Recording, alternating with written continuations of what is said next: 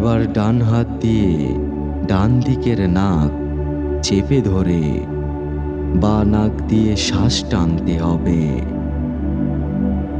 তারপর ডান নাক ছেড়ে ওই হাতের মধ্যমা আঙ্গুল দিয়ে বা নাক চেপে ধরে ডান নাক দিয়ে শ্বাস ত্যাগ করতে হবে। অন্তত 10 থেকে 15 বার এভাবে নাড়ি শোধনের অভ্যেস করতে হবে। যারা বিশেষ সাধনা করতে ইচ্ছুক তাদের সকালে, দুপুরে, বিকালে, সন্ধ্যায় এবং রাতে এই 5 বার নাকের বায়ু পরিবর্তনের উপর দৃষ্টি রাখতে হবে। তবেই জিকির অথবা জপ এবং ধ্যানে সঠিকভাবে মন এবং শরীরকে নিমজ্জিত করা যায়।